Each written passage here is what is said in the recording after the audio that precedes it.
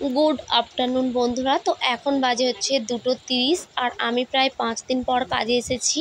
তো কাজে আসতাম না, ভীষণ শরীরটা খারাপ, তার সত্ত্বেও কাজে এসেছি। কারণ এই যে দেখতে পাচ্ছ ধুনুচিগুলো, দুর্গাপুজোর স্পেশাল হচ্ছে এই ধুনুচি, এগুলো অর্ডারই আছে, সেই জন্য সবাইকে ডাকা হয়েছিল, তাই আমি এসে এই কাজগুলো করছি। দেখতেই পাচ্ছ কতটা সুন্দর কাজ সবাই করছে। তো ফাইনালি দেখো এই কাজগুলো সকালে রং করা হয়েছে, শোকায়নি, দেখো হাত পুরো ভর্তি হয়ে যাচ্ছে রঙে। তো যাই হোক বন্ধুরা, কাজের মাধ্যমে তোমাদের কয়েকটা কমেন্টে রিপ্লাই দিতেই এসেছি। কয়েকদিন ভিডিও দিতে পারিনি, তোমরা এত এত এত কমেন্ট করছো, সত্যি কথা বলতে একদমই রিপ্লাই দিতে পারিনি। কারণ দেখো, শরীর খারাপ হলে কিছুই কিন্তু ভালো লাগে না, সেই হিসাবে আমি কিন্তু কোনো ভিডিও করতে পারিনি, প্লাস তোমাদের যে কমেন্টে রিপ্লাই আমি ঠিক সময় মতো দিতে পারছি না। তাই বলে এটা ভেবো না যে দিদিভাই ইচ্ছে করে দিচ্ছে না, না, আমার শরীর ভীষণই খারাপ। তো আগে বলে নিই, এই যে আমরা ধুনুচিগুলো কাজ করছি, এই ধুনুচিগুলো যে আমরা একটা একটা পিস পুরো কমপ্লিট করছি, আমাদের এক একটা পিসে 1 টাকা করে দেওয়া হচ্ছে। তো যাই হোক, এক এক করে আমি তোমাদের কমেন্টের রিপ্লাইগুলো দিয়ে দেব। তো প্রথমেই বলছি, বিকাশ মণ্ডল ভাই, তুমি কমেন্ট করেছো বাড়িতে বসে যদি কাজটা করা যায় তাহলে ঠিকানা বা নাম্বার দাও। প্রথমেই বলছি, আমি প্রত্যেকটা ভিডিওতে বলেছি আমি শুধুমাত্র কাজ করি, আমি একজন কর্মচারী। তো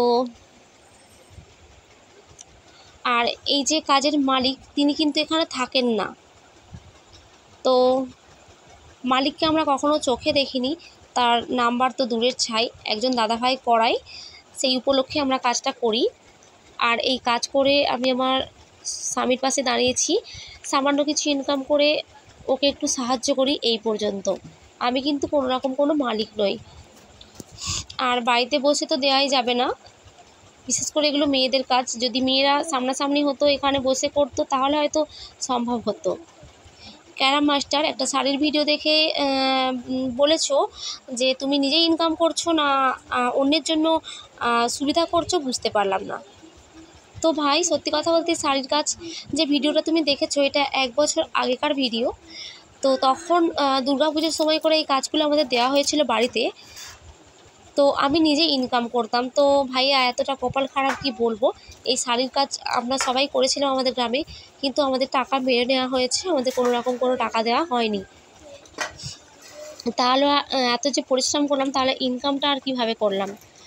তো দেখতেই পাচ্ছ ফাইনালি বাড়ি চলে এসেছি, তোমাদের সঙ্গে কথা বলতে বলতে বাড়ি চলে এসেছি। তো যাই হোক, সুপ্রিয়া প্রামাণিক, কিছু মনে করো না, প্রথমেই ক্ষমা চেয়ে নিচ্ছি, কারণ তুমি অনেক দিন আগে কমেন্ট করেছো। তো সত্যি কথা বলতে আমার কিন্তু কোনো অহংকার নেই, আমি কমেন্ট যদি কেউ আমাকে করে আমি ভীষণ খুশি হই, আর সেটা কিন্তু আমি রিপ্লাই দিই। আমি যদি 10 দিন পরে হলে, 15 দিন পরে হলেও আমি কিন্তু রিপ্লাই দিই।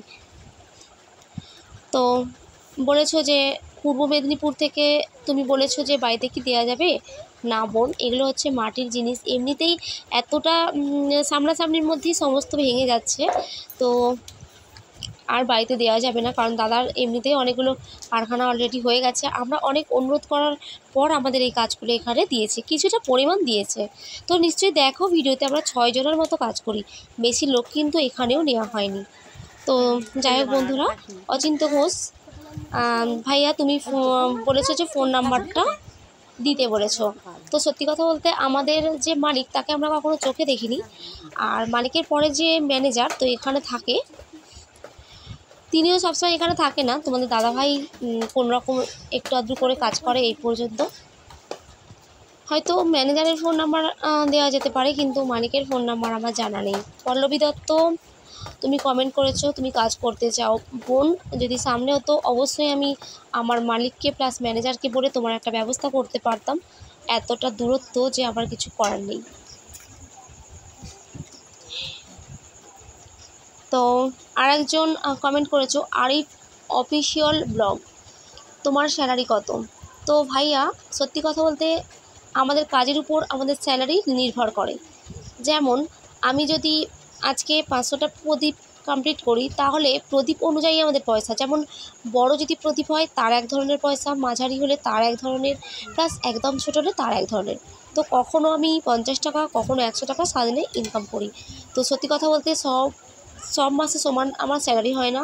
কখনো 2000, কখনো 1500, কখনো 2500। তো 2500 হচ্ছে আমার স্যালারির শেষ।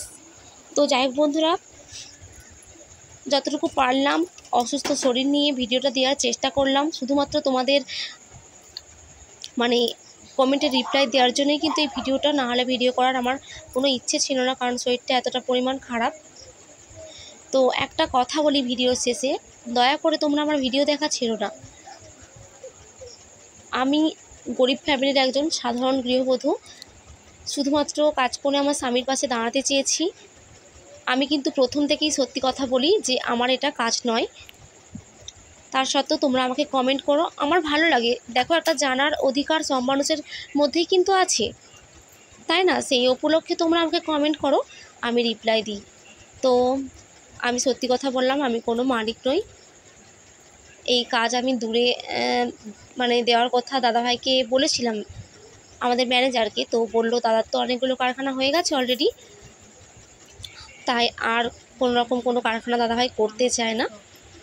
তো আজকের ব্লগটা হচ্ছে বৃহস্পতিবারের, সেই জন্য দেখো সন্ধ্যাবেলায় আমি ফাইনালি একটু আলতা পরে নিচ্ছি, কারণ মাঝের মধ্যেই পড়ি, তো আজকেও ভালো লাগলো তাই পড়ছি। তো যাই হোক, দয়া করে কিন্তু আমার চ্যানেল ছেড়ে যেও না, প্লিজ দয়া করে আমার পাশে থেকেও, আমাকে ভুল বোঝো না, এটুকুই তোমাদের কাছে হাত জোড়ো করে অনুরোধ করছি। আর দয়া করে তোমরা যারা আমার অ্যাক্টিভ সাবস্ক্রাইবার, তাদের কাছে একটা অনুরোধ, তোমরা ভিডিওগুলো প্লিজ দয়া করে শেয়ার করো। আমি প্রায় ইউটিউবে যুক্ত আছি 2 বছর।